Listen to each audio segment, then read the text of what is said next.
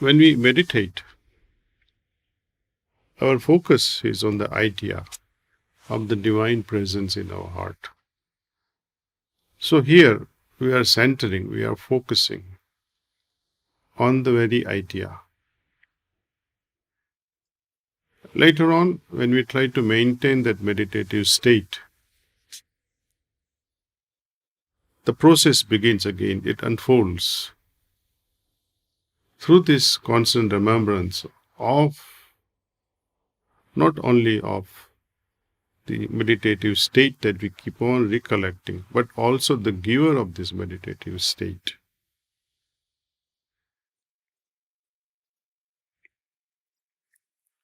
This focus is also a kind of a ever-increasing dynamic way of centering ourselves.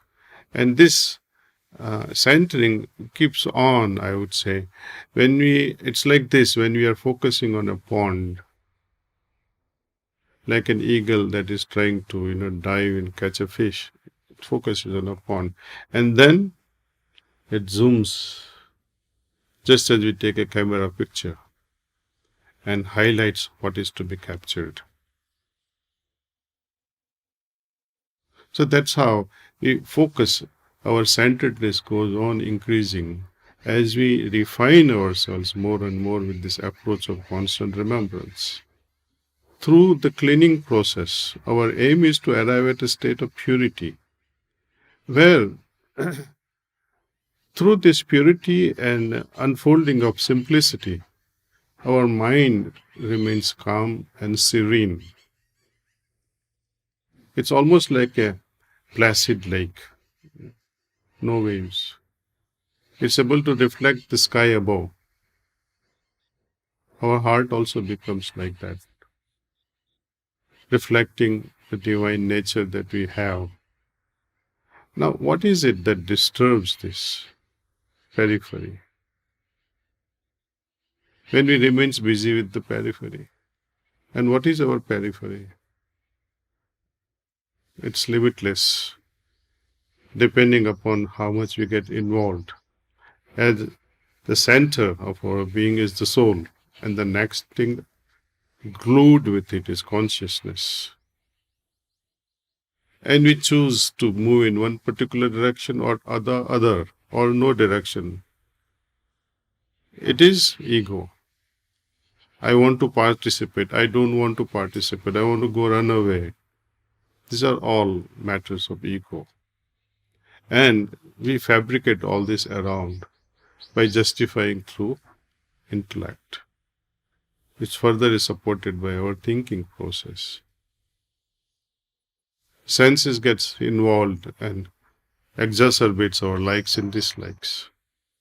And if it extends more than our periphery to other communities, schools, teachers, friends, foes. If you are watching a game, for example, a football game or a cricket game,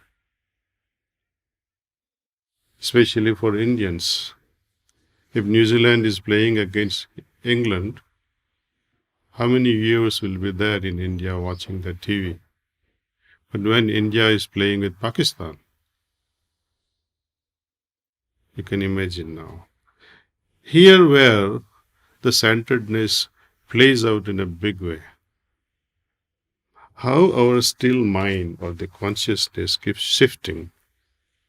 When you have a very still mind, tranquil, and India loses a game, or you are watching a cricket, to Pakistan. What happens? What should be the attitude of a winner? And what should be the attitude of a loser?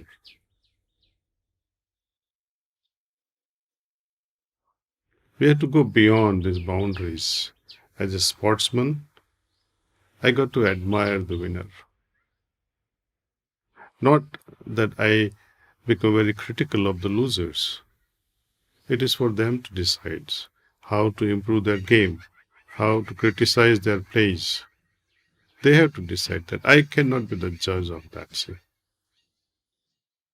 Patanjali, as we go through this book, Authentic Yoga, And especially when you read the sutras from 30 to 33 or so, you will come across what are the things that can destabilize us. I'm sure you all have this book. It's a gem of a book if you really want to understand Sahaj Marg from a traditional point of view and also from the latest scientific approach. This is the ever or the eternal book that you can refer to, Sutras by Patanjali. And as expounded by P.Y. Deshpande, I think you will be able to understand the beauty hidden behind these gems. Again, as you know, Patanjali Maharaj is no other than Babuji Maharaj. Or put it differently, Babuji Maharaj is the reincarnation of Patanjali. So whatever was lacking,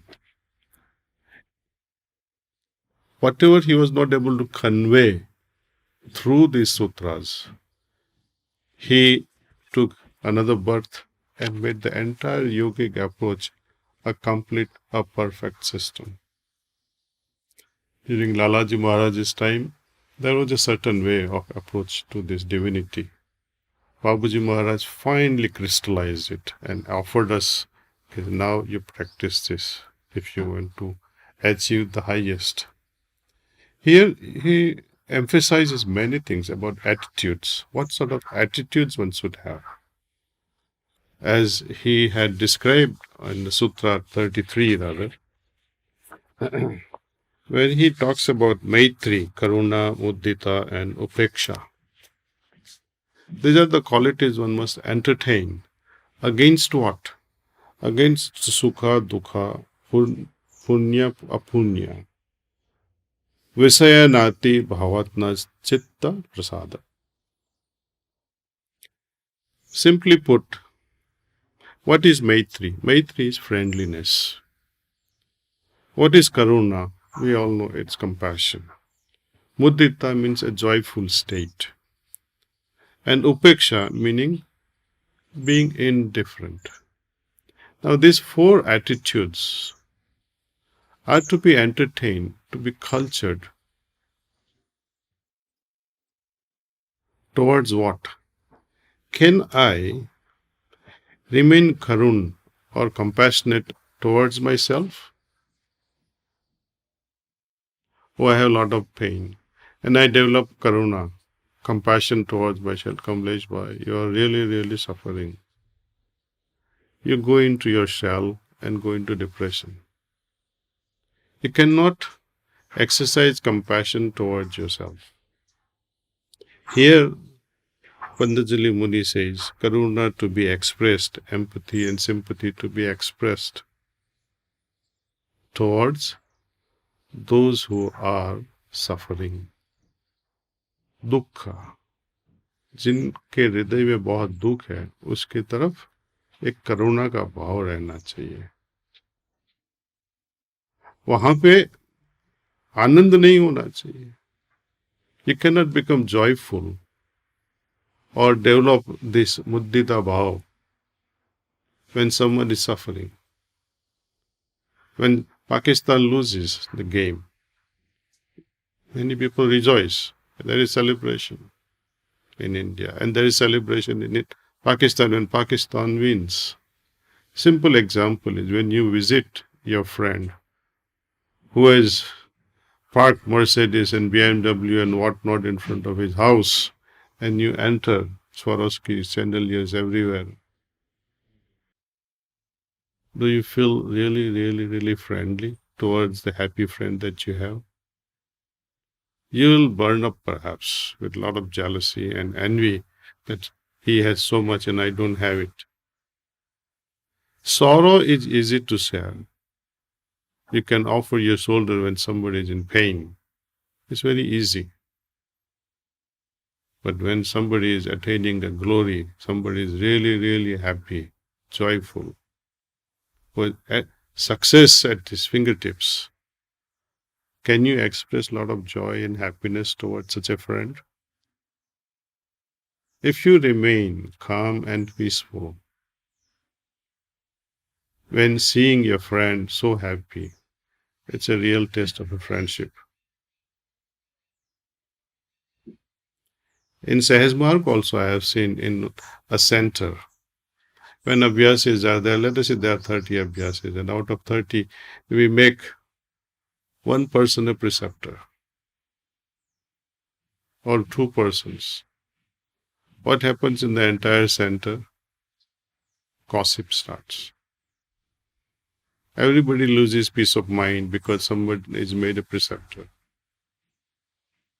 Shouldn't you be happy that one of your own brother or sister is really happy for being made a preceptor? Express your joy. Where is your joy? Instead of that, you become envious and jealous. Even in one house, when husband is made a preceptor or wife is made a preceptor, there is a quarrel between the couple, even though husband may not be practicing very well, but he gets offended. Oh, I was not asked to become a preceptor. Why go that far with the immature or a new abhyasis or so-called not very sincere abhyasis? Even senior most, very matured preceptors.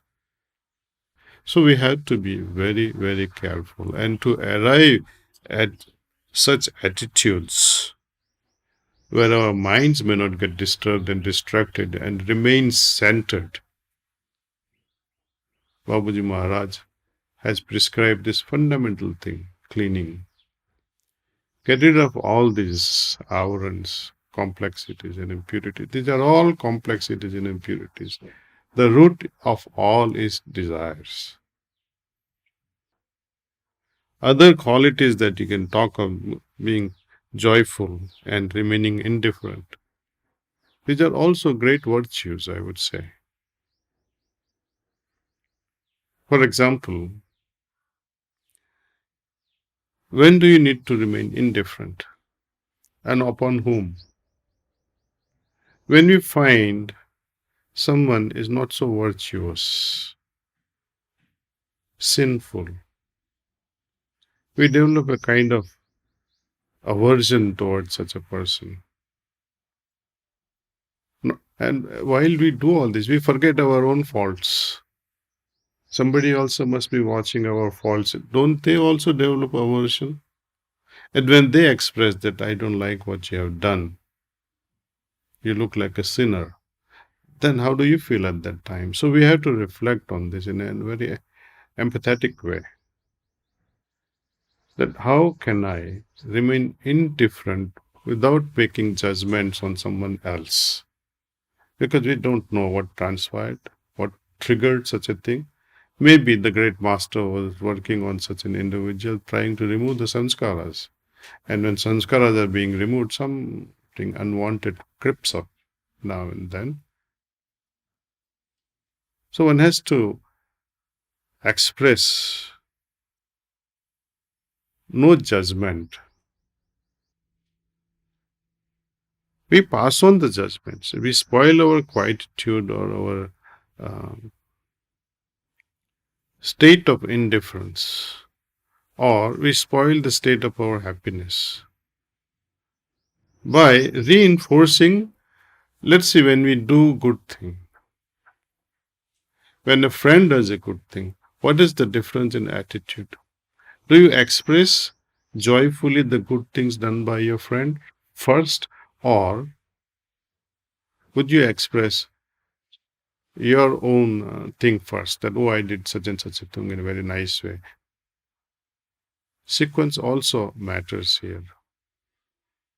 When someone introduces, I am so and so, and this is so and so, he's my friend, he's very successful, but you have introduced him afterward. The courtesy, the culture demands that he's my friend, so and so, I'm his friend, so and so. So the others takes the precedence. Our conditioning, our sanskar, our vrittis, when we identify ourselves with our vrittis, our personalities, our entire psychosomatic personality which is cooked up or made up by our past. And as long as this past holds on to us, we become like those colored glasses that when light passes through it and exits out, it gets affected, it colors itself. We have to remain that Berangi. Babaji talks about Berangi Hona hai. Anyway, this talk can go on and on and on. Our main idea is this. Babaji has put it so many times that when you are face the source. Be centered. When you are standing in front of the sun, you can derive heat and warmth. When you turn away from the sun, you will see only your shadow. Farther you are from the sun, farther your attention is away from the master. You develop a bigger and bigger and darker the shadow. Our shadow becomes longer when we move away from our source. And finally, I like to quote what Babuji Maharaj had said, that meditation really means that the mind becomes accustomed to the center itself instead of wandering elsewhere. Meditation on the heart is prescribed for that purpose only. This is from Babuji Maharaj. And when we talk about this periphery, it's opposite. What are this periphery? When we pay a lot of attention to the periphery, anything that we do, whatsoever we do, that takes away from this centeredness. In short, I would call it as an act of forming complexities and impurities to ourselves. Moving away from the source is nothing but sinful. Though we don't have this concept of sins and no sins, but these are the things that creates complexities and impurities. So let's remain purer and simpler, and don't think that purity and simplicity is our goal. Purity is only the beginning. It is preparation towards something grander. It is the purity that weaves our destiny with our Maker. Thank you.